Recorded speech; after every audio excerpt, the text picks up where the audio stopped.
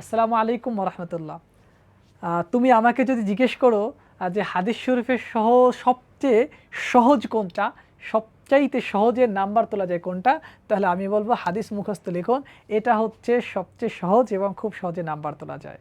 কিন্তু কিছু ভুল আছে, ভুলের কারণে এখানে যে পাস আছে এই পাস আমাদের হাতছাড়া হয়ে যায়।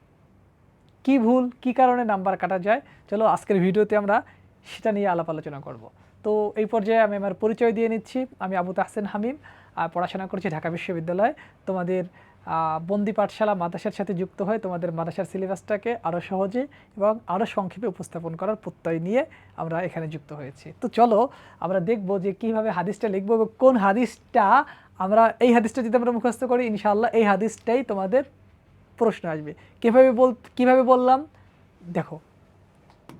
আচ্ছা দেখো, আমাদের হাদিস মুখস্থ লেখনের ক্ষেত্রে প্রথমে হচ্ছে রাবির নাম সহ লিখতে হবে, ঠিক আছে?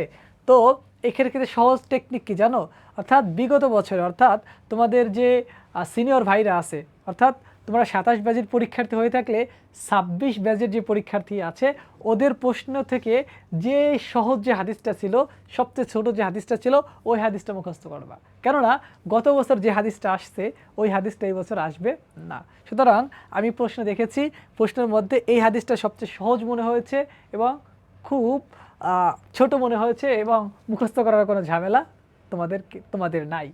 একবার বা দুইবার যদি তুমি শোনো এমনি মুখস্থ করে ফেলতে পারবা, ঠিক আছে? আর অনেকে কি কাজ করো, এই যে ভুলের কারণে নাম্বার কাটা যায়, তোমরা অনেকে মনে করো যে প্রশ্নতে অনেক হাদিস আছে তাই না, ওখান থেকে একটা হাদিস লিখে দিব, শিক্ষক তো ধরতে পারবে না, এমনটা না, ঠিক আছে? তোমাদের পরীক্ষার যারা খাতা দেখবেন তাদের সব হাদিসই মুখস্থ থাকে, ঠিক আছে? সুতরাং ওই ভুল করবা না, ঠিক আছে? একটা হাদিস শুধুমাত্র 2টা লাইন মুখস্থ করলে তুমি 5-এ 5 পেয়ে যাচ্ছ, সুতরাং এখানে তুমি কেন অবহেলা করবা, ঠিক আছে? তো চলো এই হাদিসটা তোমরা একটু মুখস্থ করবা, ঠিক আছে? আন কতাদা রাদিয়াল্লাহু তাআলা আনহু থেকে বর্ণিত, ক্বালা তিনি বলেছেন, কুলতুলি আনাসিন আমি আনাস রাদিয়াল্লাহু তাআলা আনহুকে জিজ্ঞেস করলাম, আকানাতিল মুসাফাহাতু, মুসাফাহা অর্থাৎ আমরা যে মুসাফাহা করি না, এটা কি প্রচলন ছিল? এর প্রচলন কি ছিল ফি আসহাবি রাসূলিল্লাহি সাল্লাল্লাহু আলাইহি সাল্লাম, রাসূল সাল্লাল্লাহু আলাইহি সাল্লামের যে সাহাবা রাদিয়াল্লাহু তাআলা আনহুম ছিলেন তাদের মাঝে কি এই মুসাফার প্রচলন ছিল? ক্বালা তিনি বললেন, নাম, হ্যাঁ প্রচলন ছিল।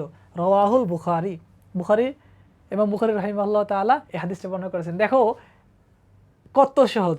আন কতাদা ক্বালা, ঠিক আছে?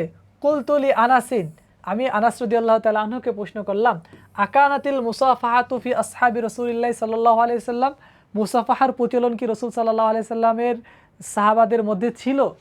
ক্বালা নাম। শেষ, লিখলা, 5 নাম্বার পেয়ে গেলা, ঠিক আছে? এখানে অনুবাদ আছে, অনুবাদটা তোমরা একটু দেখে নিও, ঠিক আছে? আমি আবারও বলতেছি, এই হাদিসটা শুধুমাত্র জাস্ট এই হাদিসটা মুখস্থ করো, ইনশাআল্লাহ 5-এ 5 তোমরা পেয়ে যাবা। তো আজকের ভিডিও এই পর্যন্ত। ইনশাআল্লাহ আরও শর্টকাট, আরও স্মার্ট টেকনিকে তোমাদের মাদ্রাসা সিলেবাসটাকে কভার করা হবে।